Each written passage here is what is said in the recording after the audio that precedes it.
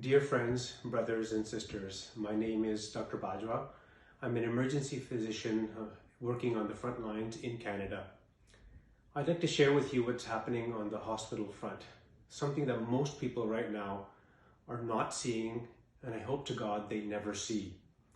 This virus is spreading so fast in the world because it's such a cunning little virus.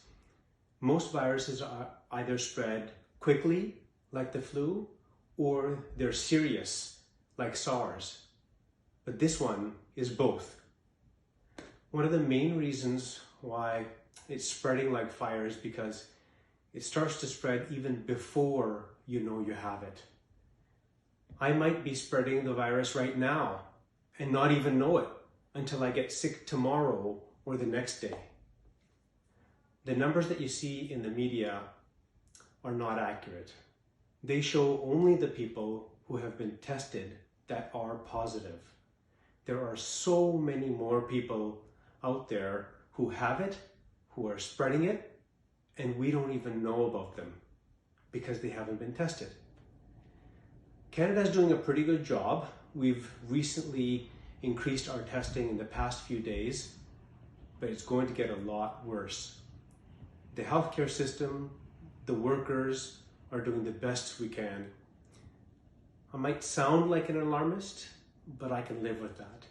In fact, I'll fall over in happiness if I'm wrong.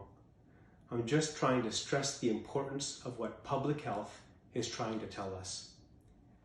We need to get away from each other. Don't have friends or parents over. Don't go to large gatherings. FaceTime your friends, call them, email them, do whatever you have to do. Just don't go see each other. Don't be in close distance to each other. Don't take your kids to the playground. In fact, why don't you act like you have it? Act like you will get it. That's the way that you'll help yourself from getting it, and that's the way that you'll help stop it from spreading to your family. If you have to go out for groceries, the pharmacy, then wash your hands. Don't touch your face. That's how it gets in. Create some friends and family groups and take turns going to get groceries. Just remember to leave the groceries on the front door and not go in for a hug or a kiss. Your actions today will determine what I'm seeing 2 weeks from now.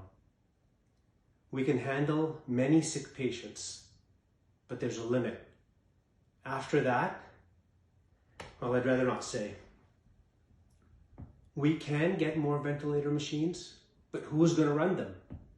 We only have a limited number of people, and even some of them are going to get sick.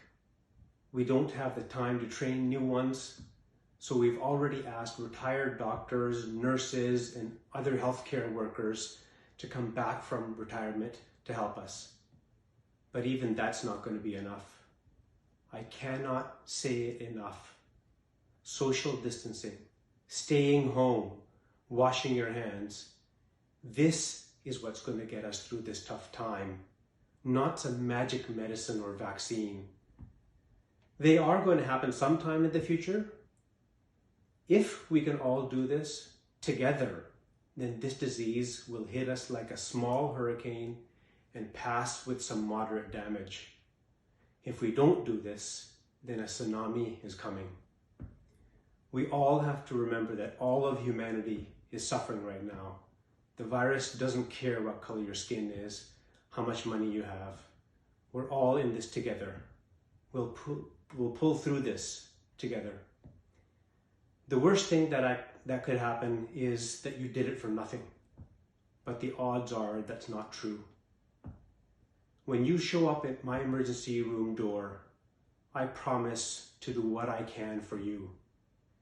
In return, will you promise what you can do for me? Just stay home. Please.